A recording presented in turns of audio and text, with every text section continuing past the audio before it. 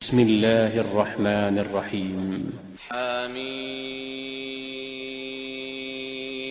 تنزيل الكتاب من الله العزيز الحكيم ما خلقنا السماوات والأرض وما بينهما إلا بالحق وأجل مسمى والذين كفروا عما أنذروا معرضون قل أرأيتم ما تدعون من دون الله أروني ماذا خلقوا من الأرض أم لهم شرك في السماوات ائتوني بكتاب من قبل هذا أو أثارة من علم إن كنتم صادقين ومن أضل ممن يدعو من دون الله من لا يستجيب له إلى يوم القيامة وهم عن دعائهم غافلون وإذا حشر الناس كانوا لهم أعداء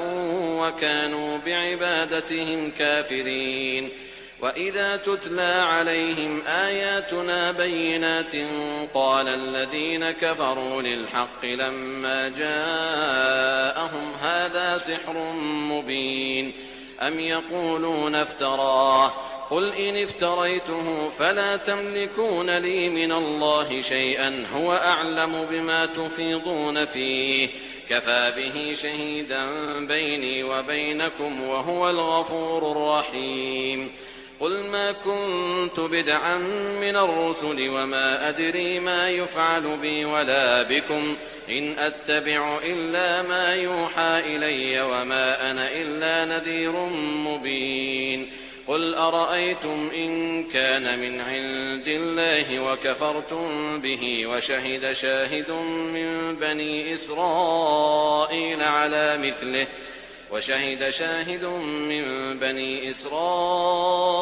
على مثله فآمن واستكبرتم إن الله لا يهدي القوم الظالمين وقال الذين كفروا للذين آمنوا لو كان خيرا ما سبقونا إليه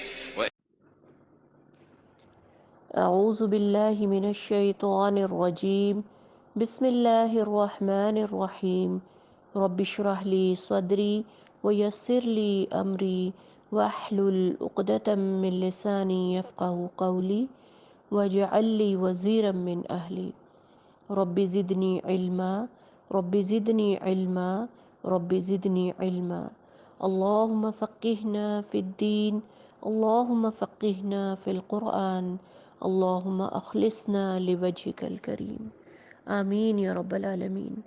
السلام علیکم ورحمۃ اللہ وبرکاتہ۔ کیسی ہیں پیاری بہنوں آپ سب؟ اللہ آپ سب کو صحت اور ایمان کی بہترین حالت پہ رکھے اور اس دین کے ساتھ اور اس قرآن کے ساتھ استقامت نصیب فرمائے، آمین۔ آج ہم پڑھیں گے پارہ نمبر 26 جو کہ شروع ہوتا ہے حامیم تنزیل الکتاب من اللہ العزیز الحکیم۔ اللہ تعالیٰ پارے کا آغاز کیسے کرتے ہیں؟ اس کتاب کا اتارنا اللہ تعالیٰ غالب و حکمت والے کی طرف سے ہے، اور پارے کا اختتام ان الفاظ پر ہوتا ہے قالوا کذالک قال ربک انہ هو الحکیم العلیم۔ انہوں نے کہا ہاں تیرے پروردگار نے اسی طرح فرمایا ہے، بے شک وہ حکیم اور علیم ہے۔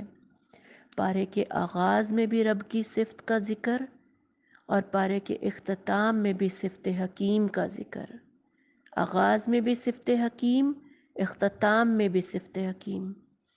ہمارے لیے کیا پیغام رکھتا ہے کہ اصل دانائی، بصیرت اور عقل یہ ہے کہ اس سبق کو ذہن نشین کر لیں جو ہمیں اس کتاب ہدایت میں دیا گیا ہے۔ آئیے دیکھتے ہیں کہ اس پارے کی روشنی میں وہ کون سے دروس ہیں جنہیں زندگی میں پلے باندھ لینا حقیقی فہم و فراست اور دانائی ہے، یا وہ کون سے دروس ہیں جو عرش والے رحمان نے ہمیں دیے ہیں۔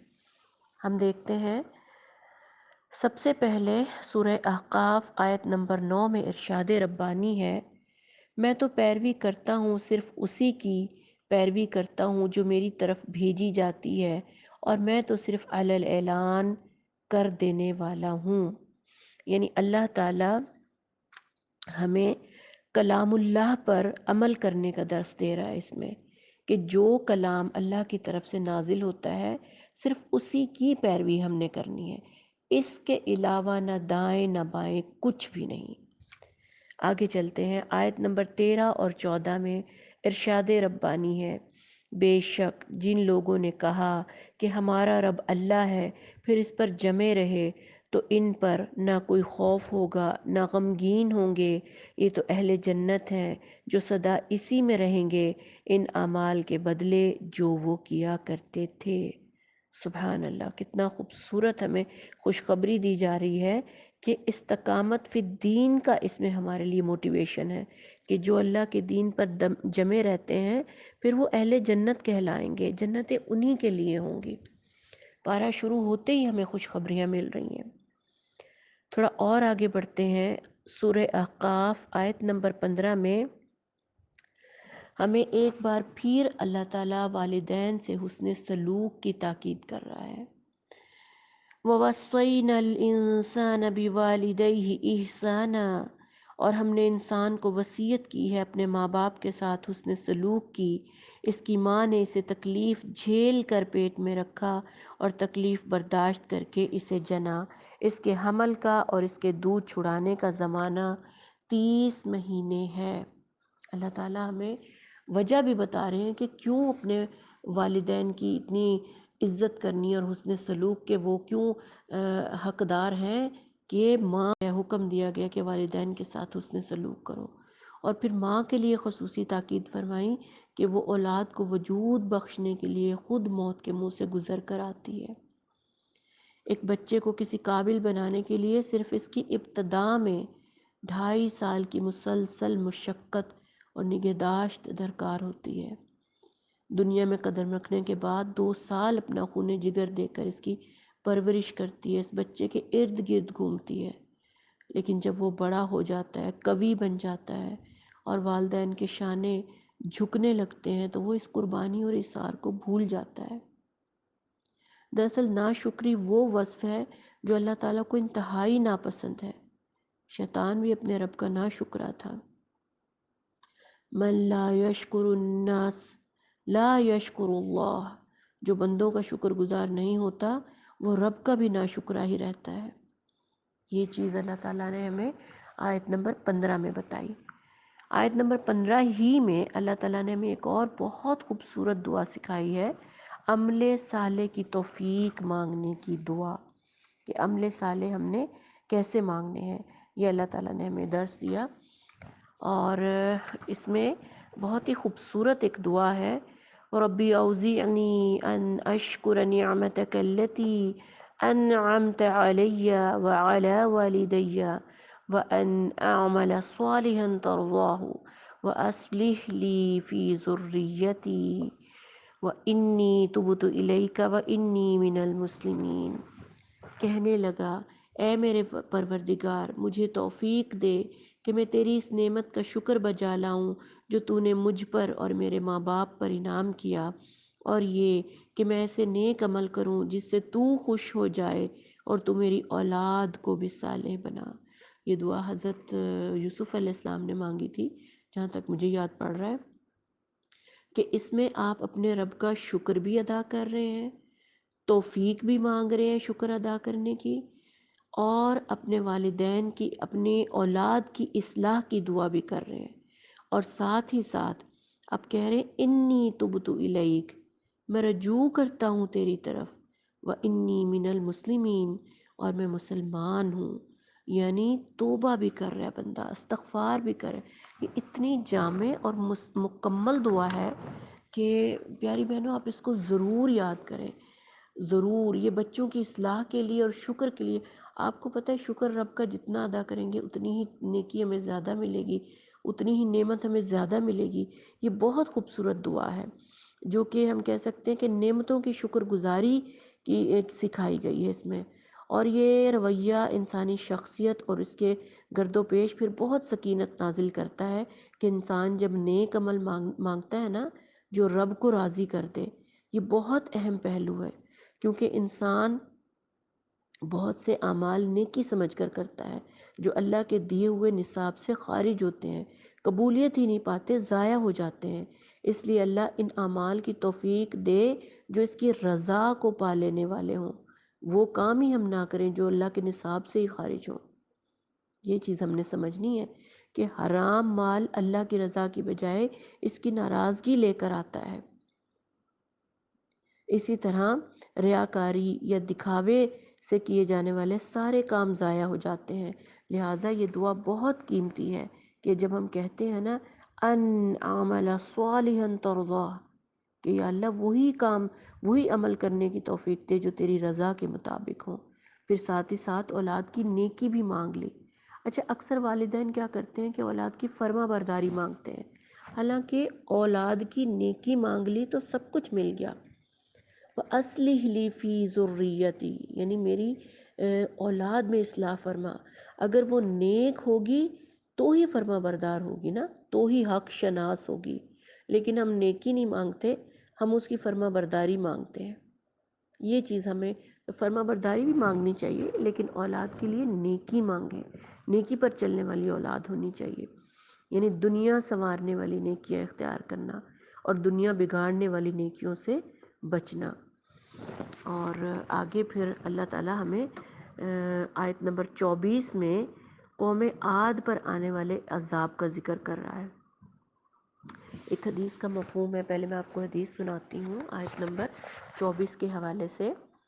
حضرت عائشہ رضی اللہ عنہا فرماتی ہیں کہ نبی صلی اللہ علیہ وسلم جب کبھی آندھی دیکھتے تو آپ کے چہرے پر تفکر کے آثار ہوتے۔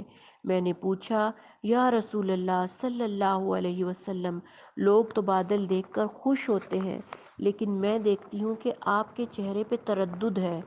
آپ نے فرمایا اے عائشہ، مجھے یہ خطرہ لاحق ہو جاتا ہے کہ کہیں اس میں عذاب نہ ہو، کیونکہ قوم سمود پر عذاب آیا تھا جب انہوں نے بادل دیکھا تھا تو وہ کہنے لگے یہ بادل ہے جو ہم پر برسے گا۔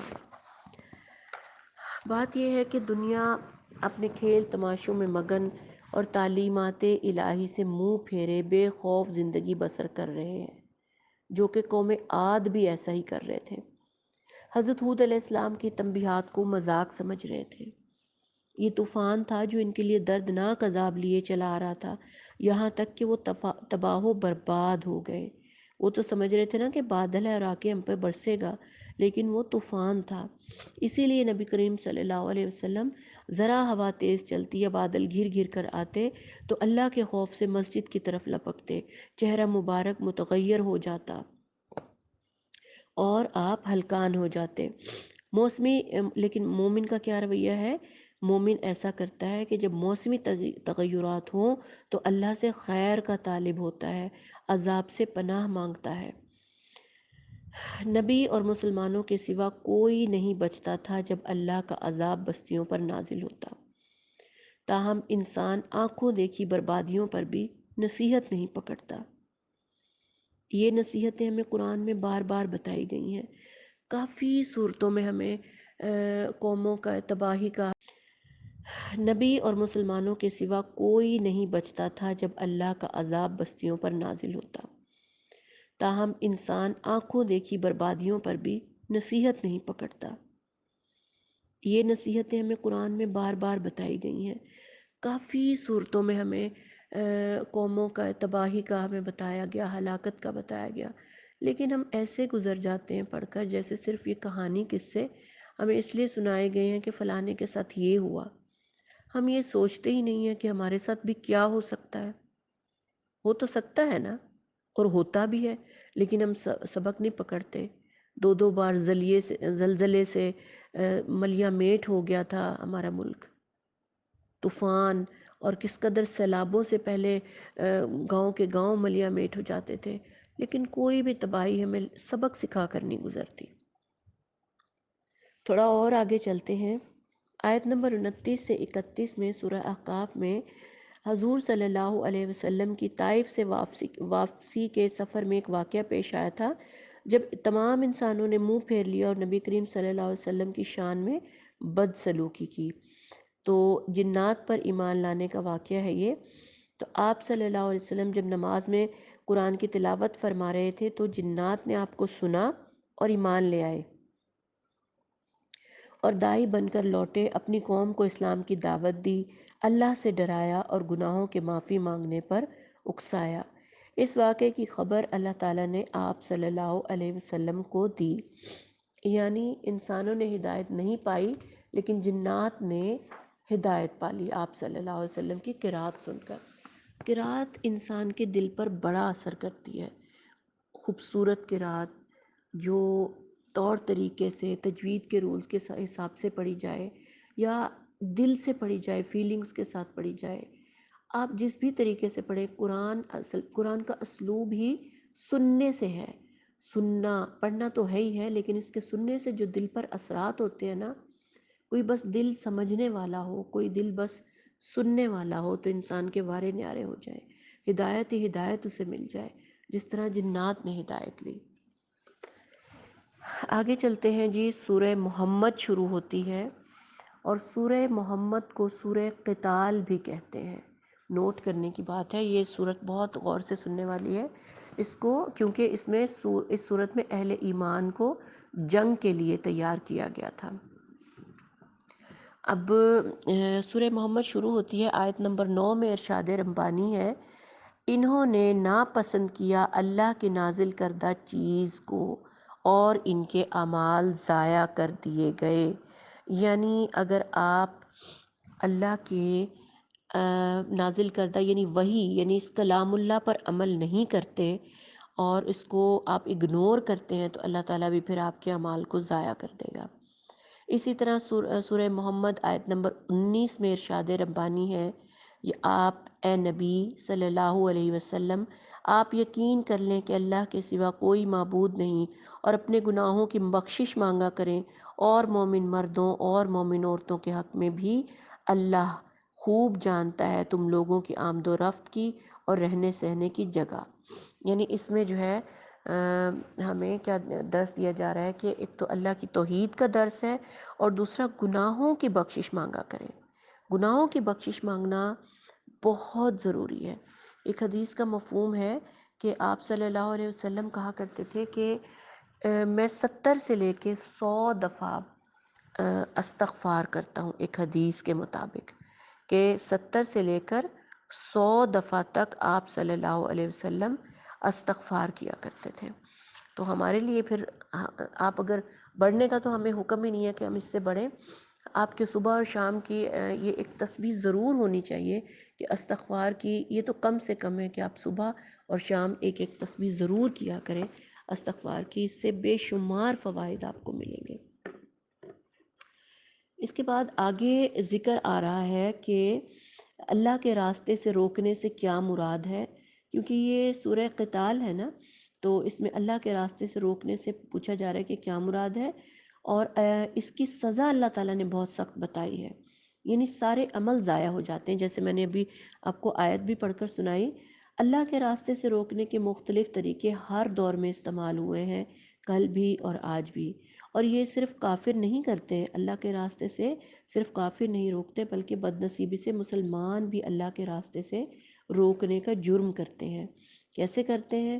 مثلاً کسی کو زبردستی ایمان لانے سے روکا جائے، یعنی ایمان لانا چاہتا ہو، کوئی نیو مسلم ہونا چاہتا ہو لیکن کسی مسلمان کے رویے سے ہی وہ خائف ہو جائے یا پھر اس کی گفتگو سے، اس کے عمل سے خائف ہو جائے اور ایمان سے پھر جائے۔ اسی طرح ایمان لانے والوں پر ایسے ایسے ظلم ستم ڈھائے جاتے ہیں کہ ان کا ایمان پر قائم رہنا مشکل ہو جاتا ہے۔ تیسرا، مسلمان خود اللہ کے راستے سے روکنے کا جرم کرتے ہیں، اہل ایمان کو جیلوں میں ڈال کر تعذیبیں دینا، خواہ وہ مصر کے اخوان المسلمون ہوں یا آج کے دور کے جہادی مسلمان، انہیں کفر کے حوالے کر کے یا اپنے ہاں جیلوں میں رکھ کر ظلم و ستم کیا جاتا ہے، اور ان کا واحد جرم کیا ہے کہ وہ اللہ کی راہ میں خالص ہو کر نکلتے ہیں۔ دیکھا جائے تو اللہ کے راستے سے روکنے کے ان گنت طریقے رائج ہیں، چاہے وہ دانستہ ہوں یا نادانستہ، اللہ کے راستے سے قدم قدم پر روکا جاتا ہے۔ مثلاً عام طور پہ ہم کیا کرتے ہیں؟ پردے سے روکنا، داڑھی سے روکنا، درسوں میں جانے سے روکنا، ناک منہ چڑھانا، بچوں کو مسجد میں نماز پڑھنے سے روکنا، کہ گھر ہی میں پڑھ لو، پڑھائی کا وقت ضائع ہوتا ہے، شادی بیاہ میں غلط رسومات کی دھوم دھام، یہ تمام چیزیں اللہ کے راستے سے روکنے کے مترادف ہیں۔ آیت نمبر 4 میں ہم دیکھتے ہیں کہ آیت نمبر 4 کا کیا ہے مفہوم، کہ اگر کافروں سے مڈبھیڑ ہو تو پہلا کام گردنیں مارنا ہے۔ اس سے کیا مراد ہے؟ آیت نمبر 4 اگر ہم پڑھیں تو آج کے دور میں تو پھر مسلمان ہوں، 58 مسلمان ریاستیں ہوں، تیل کی دولت کے چشمے ہوں، ایٹمی قوت کے مالک ہوں، پھر بھی اگر آپ کمزور ہیں تو آپ کو کوئی طاقتور بنا نہیں سکتا۔ تھوڑا اور آگے چلتے ہیں۔ اللہ ہم سے مدد کرنے کو کہہ رہا ہے، ہم کیسے مالک الملک کی مدد کر سکتے ہیں، یہ ہم کیسے کریں گے؟ ذرا سورہ نمبر 5 6 سے آگے بڑھیے، آیت نمبر، اللہ کے دین کو پھیلانے کے لیے نہ فرشتے اتریں گے نہ وہ خود براہ راست ہدایت دے گا، درج بالا آیات کی روشنی میں یہ کام انسان ہی کریں گے۔ جو بھی اللہ کے دین کو قائم کرنے کے لیے اٹھے گا، اللہ تعالیٰ اسے اپنا مددگار قرار دیتا ہے کہ گویا تم میرا کام کر رہے ہو۔ آگے اس کام کے کرنے کا اجر اور نتیجہ بھی ساتھ ہی بتا دیتا ہے کہ اللہ تعالیٰ ہر اس انسان کی مدد کرے گا جو دین کا کام کرے گا۔ نمبر 2، ہر اس انسان کو ثابت قدمی ادا کرے گا جو دین کا کام کرے گا۔ زندگی کے ہر موڑ پر ہمیں اللہ کی مدد درکار ہوتی ہے، یعنی اللہ کی مدد حاصل کرنے کا اصول ہی یہ ہے کہ ہم اللہ کے دین کے خادم بن جائیں۔ اللہ کا تو وعدہ ہی ہے، جیسے ایک ماں اپنی بیٹی کو باورچی خانے کا کام سونپ دیتی ہے نا، اور خود پھر اس کے کپڑے استری کرنے لگ جاتی ہے کہ وہ میرا کام کر رہی ہے تو چلو میں اس کا کر دوں۔ اسی طرح اللہ کا یہ اصول ہے کہ تم اللہ کی مدد کرو، وہ تمہاری مدد کرے گا۔ اپنے کام اس کے سپرد کر دو، وہ خود تمہارے کام کرنے میں لگ جائے گا۔ سبحان اللہ، کیسی پیاری ذات ہے۔ ہم ہیں کہ ہمارے دل جو ہے ایمان پر آتے ہی نہیں ہیں، یقین پر آتے ہی نہیں ہیں۔ کس جگہ پر کھڑے ہیں ہم کہ اب تو ہمارے پاس کوئی وقت نہیں بچا۔ ہم عمروں کے کس حصے میں ہیں؟ 40 50 55، چلو 40 سے تو اوپر ہی ہوں گے۔ کتنا وقت بچا ہے اب ہمارے پاس؟ آگے چل کر جی آیت نمبر 7 میں ہم دیکھتے ہیں کہ اللہ دین پر ثابت قدم رہنا مشکل کام لگتا ہے۔ دین تو اچھا لگتا ہے لیکن مستقل مزاجی ہم سے نہیں ہوتی۔ اب یہ کون سی بیماری ہمارے دلوں میں پیدا ہوگی؟ اسی کا نسخہ اللہ تعالیٰ میں بتا رہا ہے کہ اللہ کے دین کے کارکن بن جاؤ، اللہ تعالیٰ ثابت قدمی ادا کر دے گا۔ یثبت اقدامکم، وہ تمہیں ثابت قدمی دے گا۔ دین کی خدمت گزاری بہت سی برائیاں دور کرنے کا سامان کرتی ہے۔ نیز یہ کہ جب انسان دوسروں کو حق کی طرف بلاتا ہے تو وہ خود بھی دین پر ثابت قدم رہتا ہے، اس کو بھی قدم جمانے کا موقع مل جاتا ہے۔ آگے آیت نمبر 9 میں ہم دیکھتے ہیں، کفر کا رویہ اختیار کرنے پر اللہ تعالیٰ نے ہلاکت اور اعمال کی بربادی کی وعید سنائی ہے۔ ہمیں بھی اس سے ڈرنا چاہیے۔ آیت کی تفصیل ہے، انہوں نے اس چیز کو ناپسند کیا جسے اللہ نے نازل کیا۔ یہ تو میں نے آپ کو آیت ابھی پڑھ کر بھی سنائی تھی کہ جو چیز اللہ کے کلام کو جو انسان رد کر دے تو اللہ پھر اس کو بھی رد کر دے گا۔ آگے ہے، ایمان لانے والوں کا مولا اللہ ہے اور کافر بے یارو مددگار ہے۔ یہی وہ بات ہے کہ جب غزوہ احد میں ابو سفیان نے نعرہ لگایا کہ لنا عزا ولنا عزا لکم، ہمارے پاس عزا ہے اور تمہارے پاس کوئی نہیں، تو نبی صلی اللہ علیہ وسلم نے فرمایا تھا، اللہ مولانا ولا مولا لکم، اللہ ہمارا حامی و ناصر ہے اور تمہارا کوئی حامی و ناصر نہیں۔ لیکن آج کے دور میں مقام افسوس ہے کہ مسلمان بھی عزا پر ہی بھروسہ کیے بیٹھا ہے۔ مسلم ممالک کے حکمران کہتے ہیں لنا امریکہ ولا امریکہ لکم، یعنی یہ انہوں نے اپنا نعرہ بنا لیا، جبکہ مجاہدین ایک ایسی جماعت ہے جو کہتے ہیں اللہ مولانا ولا مولاکم۔ آیت نمبر 12 دیکھ لیتے ہیں، اس میں ایک بہت ہی بری عادت کی طرف اشارہ کیا گیا ہے اور ساتھ میں نتھی بھی کر دیا کہ اہل کفر کھانے پینے کی مشغولیت کو اللہ کے اللہ نے اس چیز کو تنقید کا نشانہ بنایا ہے۔ کہا گیا اہل کفر کی کھانے پینے کی جو عادات اور مشغول رہنے، لیکن آج آپ دیکھیں کہ مسلمان قوم، پوری امت مسلمہ کھا لے پی لے جی لے، دنیا کی زندگی عیش راحت، دیوانہ وار کھاؤ عیش اڑاؤ، یہ اس مقام پر کھڑا ہے آج کا مسلمان۔ آج ہم بھی کیا کر رہے ہیں؟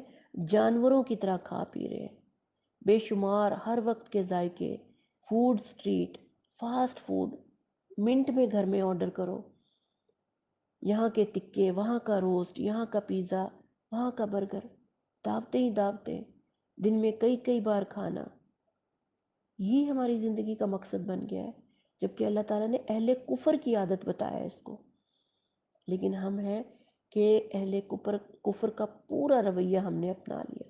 شادی ہو، سالگرہیں ہوں، پلیٹیں بھر بھر کے کھانا، 4 بندوں کے گھر میں بھی فریج بھرا پڑا ہے۔ اللہم اجرنا من النار، اللہم اجرنا من النار۔ آیت نمبر 15 دیکھ لیتے ہیں۔ جنت میں تو نہریں ہی نہریں ہیں، پانی کی نہریں، دودھ کی نہریں، شراب کی نہریں، شہد کی نہریں، زنجبیل یعنی ادرک کی ایک خاص نہر ہوگی جس میں ادرک کی ایک ذائقہ، ایک ٹیکسچر اس میں شامل ہوگا۔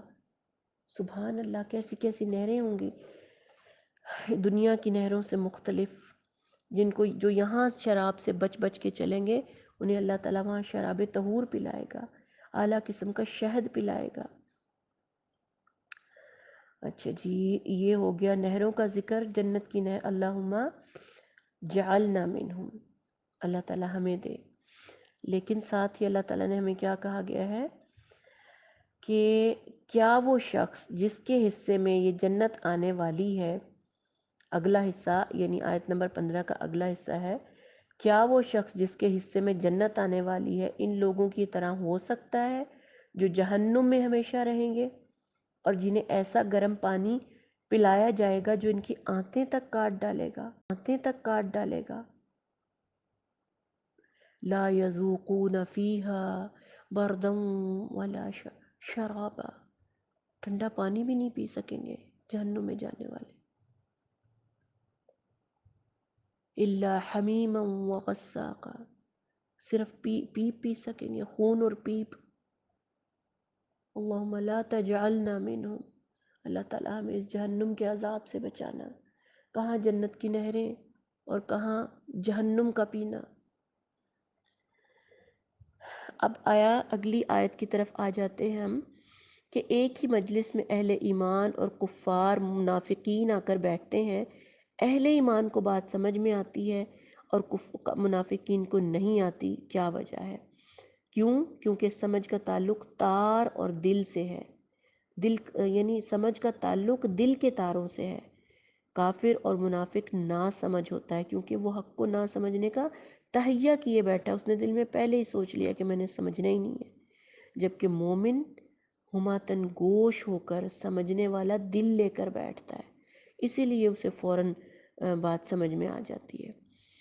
اور اللہ نے ہمیں ایک بہت پیاری دعا سکھائی ہے، یا اللہ میرے دل کے کان اپنے ذکر کے لیے کھول دے اور اپنی اور اپنے رسول کی اطاعت نصیب فرما اور اپنی کتاب قرآن پر عمل کی توفیق عطا فرما، آمین یا رب العالمین۔ اس کے بعد آیت نمبر 19 میں نبی کریم صلی اللہ علیہ وسلم اور صحابہ اور صحابیات سے استغفار کے بارے میں کہا جا رہا ہے کہ معافی مانگنے کو، کس چیز کی معافی مانگنے کو؟ کہ اللہ تعالیٰ اصل میں اہل ایمان کو نہایت اونچے مقام پر فائز دیکھنا چاہتا ہے تاکہ اسے بلند ترین اور اعلیٰ ترین انعامات کا مستحق بنا سکے۔ اتنی محنتوں اور قربانیوں کے باوجود تربیت کر رہا ہے، جیسے کہ میں نے حدیث آپ کو سنائی تھی کہ نبی صلی اللہ علیہ وسلم فرماتے ہیں میں ہر روز اللہ سے 100 بار استغفار کرتا ہوں، یعنی ان کی مغفرت کے باوجود ان کی بندگی میں کوئی غرور اور فخر کا نام و نشان نہیں، تو یہ ان کی انکساری اور تربیت اسلام کا خاصہ ہے، اور یہی ہر مومن کی تربیت ہونی چاہیے، یہی ہمارا اسلوب ہونا چاہیے کہ ہم دن میں بار بار اللہ سے رجوع کرتے رہیں، استغفر اللہ و اتوب الیہ، استغفراللہ و اتوب الیہ، کتنا ٹائم لگتا ہے بھلا اس میں؟ سورہ محمد آیت نمبر 20 میں کیا ذکر ہے؟ یہاں پہ منافقین کا ذکر ہے کہ جنگ کا حکم آنے پر موت چھا جاتی ہے ان پر، دراصل ان کے دلوں میں بیماری ہے۔ کس بیماری کا ذکر ہے؟ نفاق کی بیماری۔ جہاد کا حکم اندر کے کھوٹ کو ظاہر کر دیتا ہے۔ یہ جو منافقین ہے نا، یہ کھل کر سامنے آ جاتے ہیں، جہاد ان کو موت کی طرح لگتا ہے۔ جیسے خوشنما رنگوں والا کپڑا جب آپ پانی میں ڈالتے ہیں نا تو سارے رنگ چھوڑ دیتا ہے اور بدنما ہو جاتا ہے، اسی طرح جب اگر منافق کو جہاد کا حکم ملے تو اس کی ایمان کے کچے سارے رنگ اتر جاتے ہیں اور خوف سے اس کا چہرہ موت کے خوف سے پیلا پڑ جاتا ہے۔ میٹھا میٹھا اسلام تو سب کو گوارا ہوتا ہے، لیکن جہاد کوئی نہیں کرنا چاہتا۔ آیت نمبر 21 میں ہمیں اس بیماری کی آگے سے علاج بھی بتایا جا رہا ہے کہ یہ جو یعنی آپ پڑھ رہے ہیں آیات، آج کی امت بھی بیمار ہے، دل کی بیماری ایک وبائی شکل اختیار کر چکی ہے۔ مسلمان جہاں جیسے منافقین کا ذکر کیا تھا نا کہ وہ ان کے لیے موت ہے جہاد، یہ عام مسلمان کا رویہ بھی یہی ہو چکا ہے۔ اور آیت کا ترجمہ میں آپ کو سناتی ہوں۔ افسوس ان کے حال پر، ان کی زبان پر ہے اطاعت کا اقرار اور اچھی اچھی باتیں، لیکن جب قطعی حکم دے دیا گیا اس وقت وہ اللہ سے اپنے عہد میں سچے نکلتے تو انہی کے لیے اچھا تھا۔ اسی لیے آگے اللہ تعالیٰ نے تنبیہ فرما دی کہ دلوں کا کھوٹ چھپا نہیں رہ سکتا، ہم ضرور تم کو آزمائش میں ڈالیں گے تاکہ تمہارے حالات کی جانچ کریں اور دیکھ لیں کہ تم میں مجاہد اور ثابت قدم کون ہے۔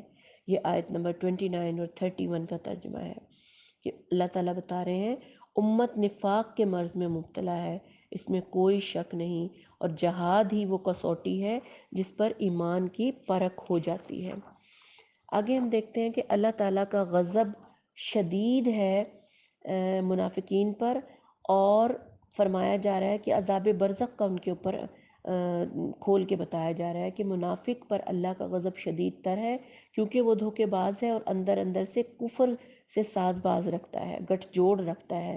اپنی چند روزہ زندگی کی محدود مفادات کی خاطر منافق اپنا ایمان بیچ دیتا ہے، لہٰذا اس کے لیے عذاب برزخ کی تصریح آئی ہے۔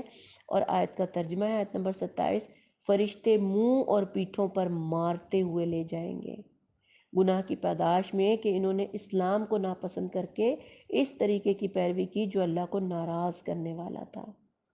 یاد رکھیے کہ یہ جہاد سے متعلق آیات اس وقت نازل ہو رہی ہیں جب مسلمان مٹھی بھر تھے، سر و سامان بھی قلیل تھا، معاشی حالت بھی کمزور تھی، ابھی مہاجرین کے قدم مدینہ میں جم بھی نہ سکے تھے، اور چاروں طرف سے اہل عرب نے معاشی مقاطعہ کر دیا تھا، اکنامک سینکشنز کر دیے تھے ان کے ساتھ۔ اس کے باوجود مسلمانوں سے عزیمت کے ساتھ جہاد کے لیے تیار ہونے کا حکم آیا تاکہ سر دھڑ کی بازی لگا کر فیصلہ کریں کہ اسلام رہے گا یا جاہلیت۔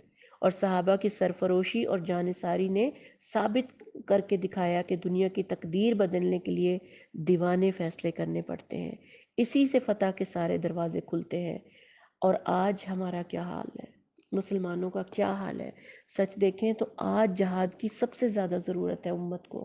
فلسطین میں دیکھیے کتنا ظلم و ستم ہو رہا ہے، لیکن امت ہے کہ خاموش ہے، بے حس پڑی ہے، جیسے نشے میں دھت پڑی ہے، کسی نے جیسے بے ہوشی کے ٹکے لگا دیے امت کو۔ آیت نمبر 33 آپ دیکھیے گا، 33 کا ترجمہ ہے، اے ایمان والو اللہ کی اطاعت کرو اور رسول کا کہا مانو اور اپنے اعمال کو ضائع نہ کرو۔ یعنی یہ کہ اعمال اگر قرآن اور سنت سے ہٹ کر ہوں گے تو برباد ہو جائیں گے، کیونکہ یہ ہمارا نصاب ہے قرآن، اور اس نصاب سے مختلف من مانے اعمال کریں گے تو وہ آپ کے قبول نہیں ہوں گے۔ جو لکھا ہے وہی آپ کر سکتے ہیں، جس کسی نے ایسا عمل کیا جس کا ہم نے حکم نہ دیا تھا تو وہ رد ہو جائے گا۔ اسے صحیح مسلم نے روایت کیا۔ یعنی اللہ تعالیٰ نے ہمیں کیا بتایا کہ ہم دین میں کسی رد و بدل اور اضافے کے مجاز نہیں ہیں۔ اگر مغرب کے 3 فرض کہیں تو ہم 4 نہیں پڑھ سکتے، یہی ہماری زندگی کی سمجھ بوجھ۔ خود ساختہ نیکیاں آپ نہیں کر سکتی کہ ہر وہ عمل جس کو آپ نیکی سمجھتے ہیں وہ نیکی ہوتا نہیں ہے۔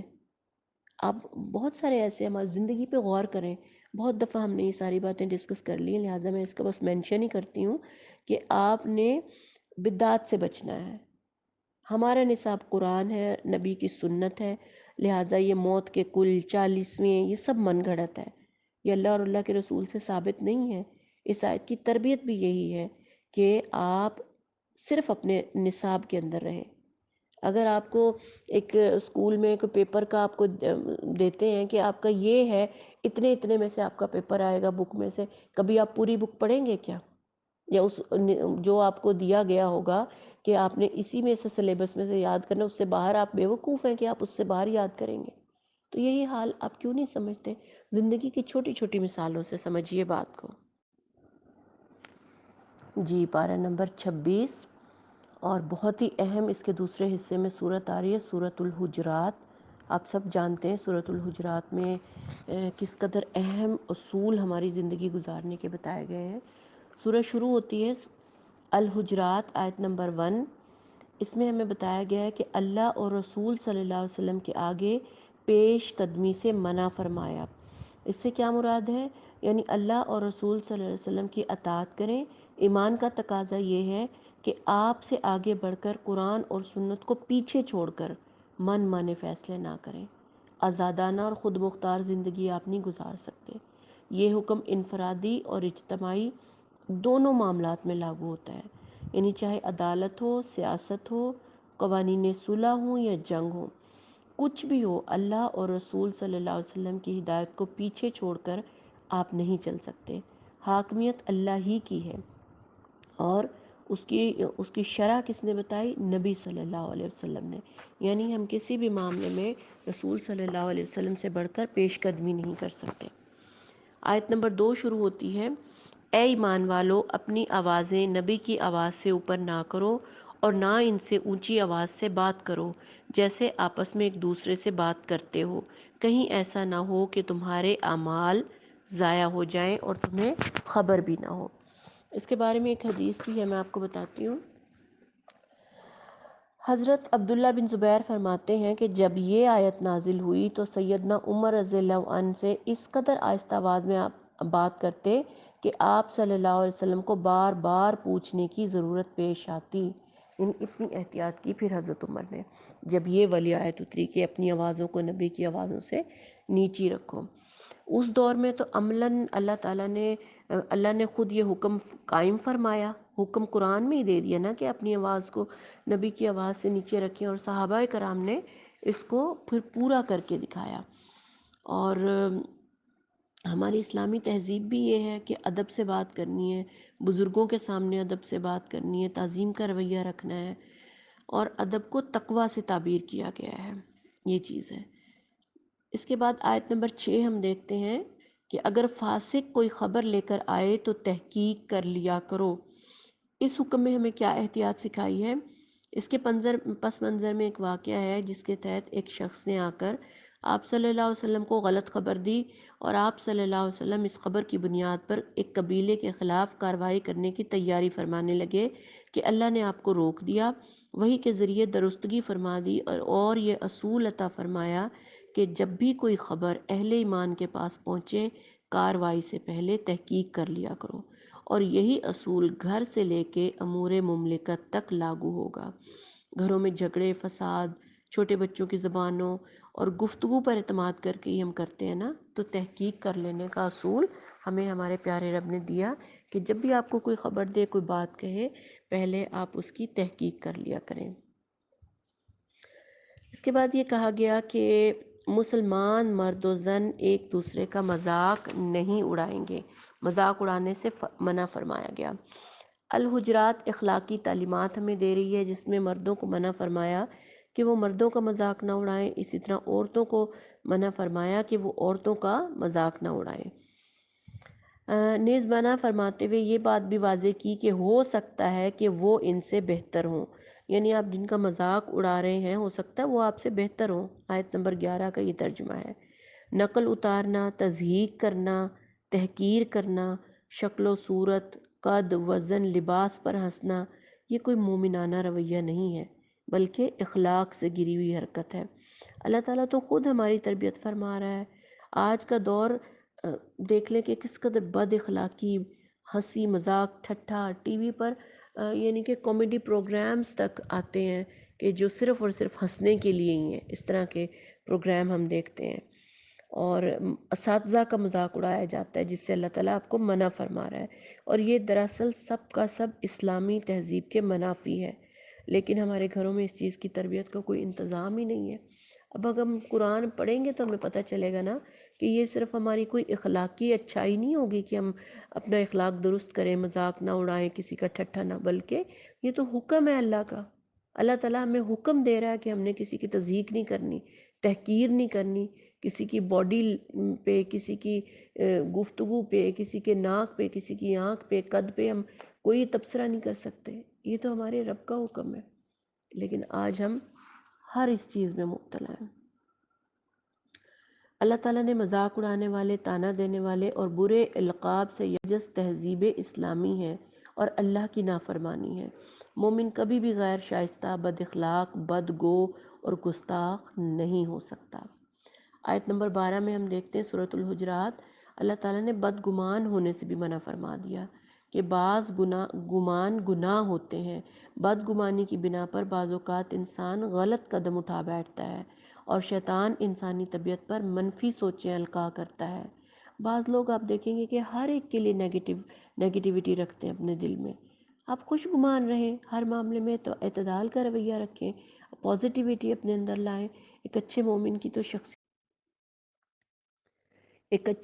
کی شخصیت کا حصہ ہونا چاہیے یہ چیز کہ وہ کبھی نیگیٹو نہ ہو۔ آپ دیکھیں گے کہ آپ کے گھریلو زندگی ہو، چاہے یا آفس کی ہو، دوستوں کی ہو، آپس کے تعلقات ہوں، نیگیٹیوٹی انسانی رشتوں کو کھا جاتی ہے، اور خواہ مخواہ آپ جو ہے نا پریشان خود بھی رہتے ہیں، اور دوسروں کی وجہ سے بھی آپ کے اندر بدگمانیاں پیدا ہوتی رہتی ہیں۔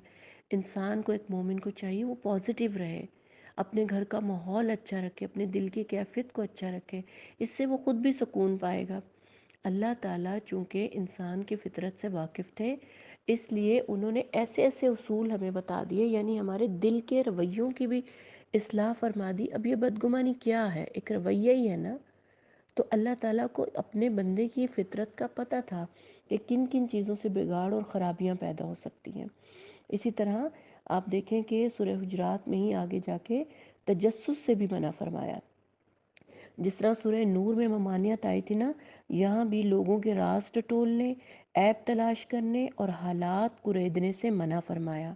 اسلام میں پرائیویٹ زندگی یعنی نجی زندگی کے تحفظ کا اہتمام کیا اللہ نے، اور تجسس کو حکومتی سطح پر بھی منع کیا گیا۔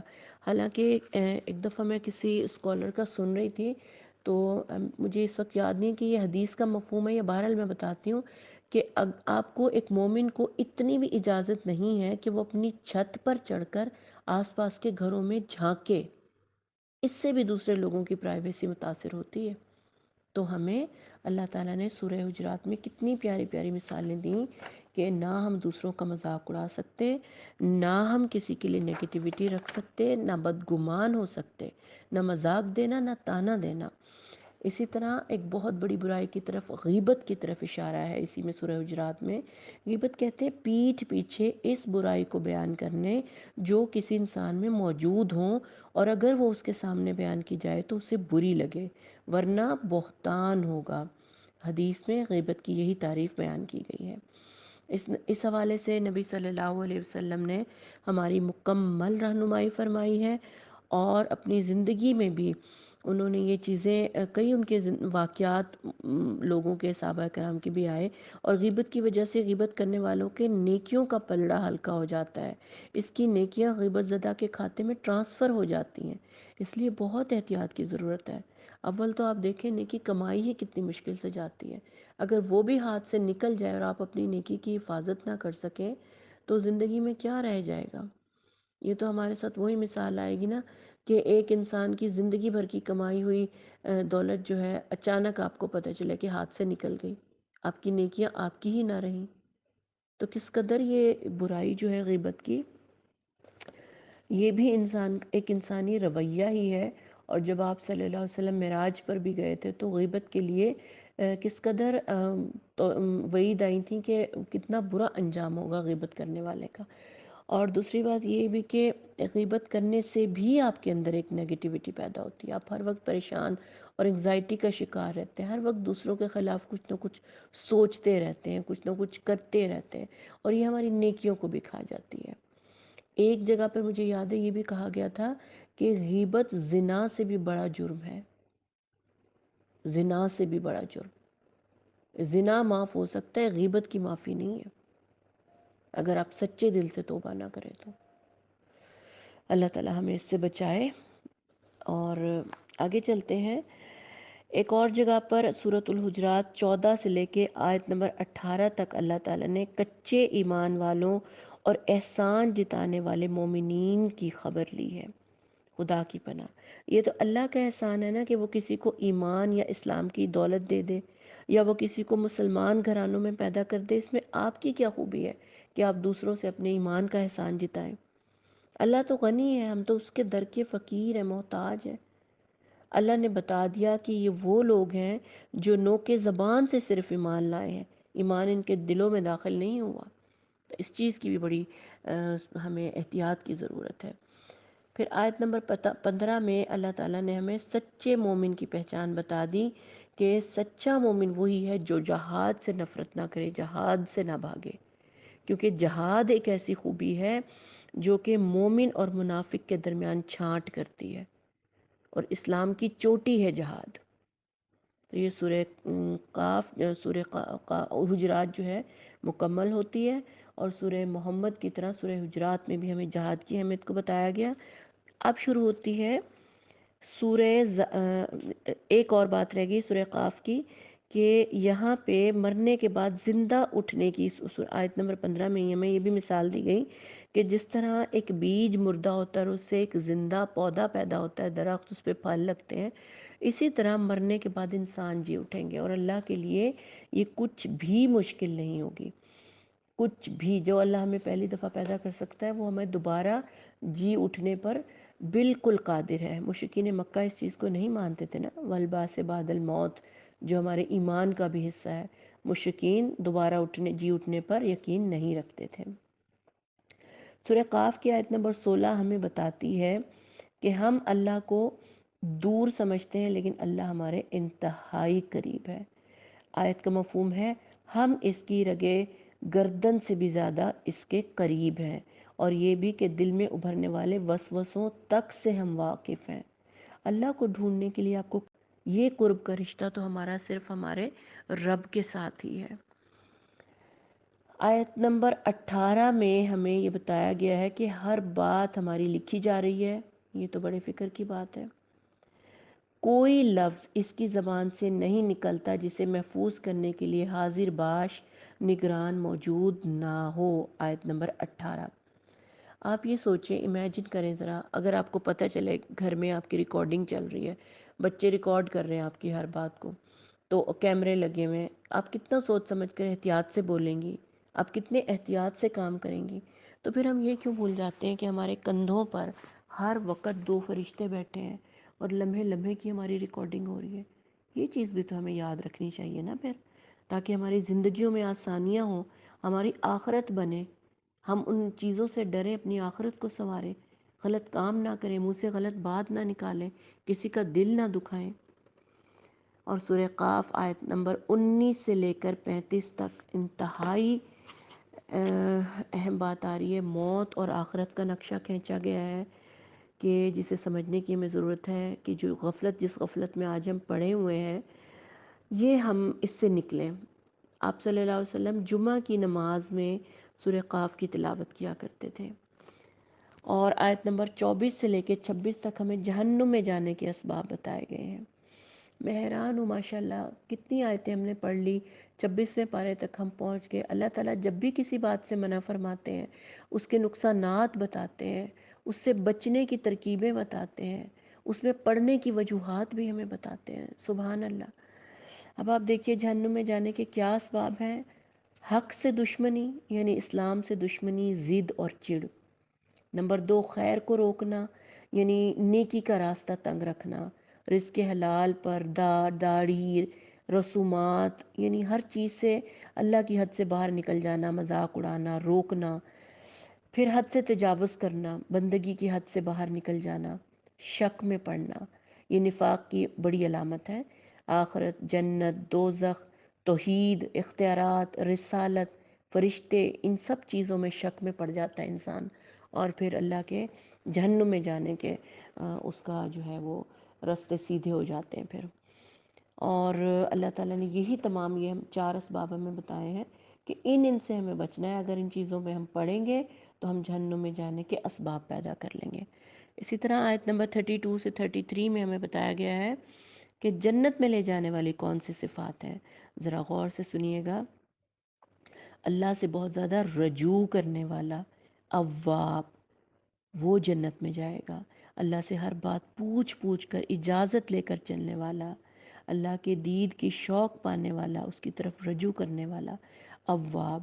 نمبر 2، حفیظ، اللہ کی حدود و قیود کی حفاظت کرنے والا، حقوق انسانی کی حفاظت کرنے والا، اپنے اوقات کی حفاظت کرنے والا، اپنی محنت اور اعمال کی حفاظت کرنے والا۔ نمبر 3، بے دیکھے رحمان سے ڈرنے والا، خوف کھانے والا۔ نمبر 4، قلب منیب رکھنے والا، منیب ہے اناب سے، پلٹنے والا، متوجہ ہونے والا، جس دل میں صرف رب بستا ہو۔ یہ ہیں جنت میں جانے والی صفات۔ یہاں ہماری سورہ قاف مکمل ہوتی ہے، سورہ زاریات شروع ہوتی ہے، اور اس کے آغاز ہی میں اللہ تعالیٰ نے 2 باتیں ہمیں بتائی ہیں کہ جو ایک مسلم میں، ایک مومن میں ہونی چاہیے، ایک مومن میں ہونی چاہیے، جو جنت میں لے جائیں گے اس کو۔ نمبر 1، راتوں کو کم سونے والا، یعنی یہ کم سونا یہ نہیں ہے کہ آپ جاگیں پوری پوری رات، پب جی کھیلیں، گپ شپ کریں، فونوں پہ دوستیاں نبھائیں، یہ نہیں، بلکہ راتوں کو اٹھ کر سجدے کرنے والا، گڑ گڑانے والا، تہجد پڑھنے والا۔ یہ انسانی کردار کی یہ خوبی انسان کو اللہ کے قریب لے جاتی ہے۔ نمبر 2، مال اللہ کی راہ میں خرچ کرنے والا۔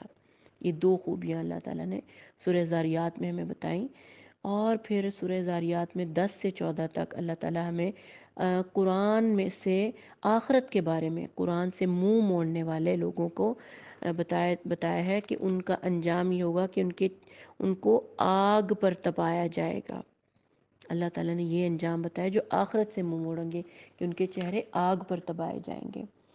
اور آیت نمبر 26 الزاریات میں اللہ تعالیٰ ہمیں مہمان نوازی کے آداب بتا رہے ہیں کہ کس طرح حضرت ابراہیم علیہ السلام نے فرشتوں کو بہترین بچڑا پیش کیا، بہترین تواضع کی، اور نبی صلی اللہ علیہ وسلم کی پوری زندگی بھی ہمیں اسی اصول کو بتاتی ہے کہ کس طرح انہوں نے اپنی پوری زندگی میں خود بھوکے رہ کر مہمان کا حق ادا کیا۔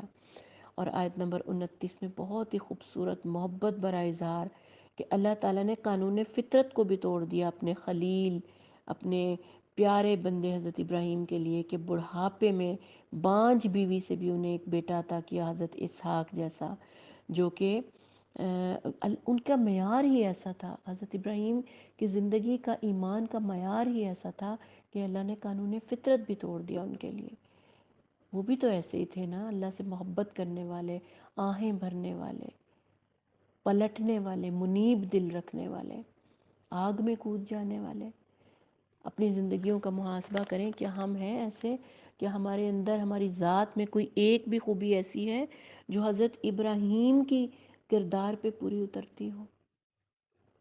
اللہ سے دعا کرتے ہیں یا اللہ ہمیں اس قرآن میں آج ہم نے جو اس بارے میں پڑھے اور جو اس سے پہلے میں پڑھے جو احکامات ہیں ہم ان پر عمل کر سکیں۔ یا اللہ اس قرآن کو ہمارے لیے رہنمائی بنا دے۔ یا اللہ ہماری ذات میں وہ خوبیاں پیدا کر جو تو نے اپنے انبیاء میں پیدا کی، جو ابراہیم علیہ السلام نے، جو ان کی شخصیت میں تھی۔ یا اللہ اس قرآن کو دن کی گھڑیوں میں اور رات کی گھڑیوں میں پڑھنے والا بنا دے۔ یا اللہ ہماری امت میں، ہم مسلمانوں میں دین کی استقامت عطا فرما، امت کی محبت عطا فرما۔ یا اللہ فلسطین کے مسلمانوں پر رحم فرما۔ یا اللہ ان بھوکوں کو روٹی کھلا۔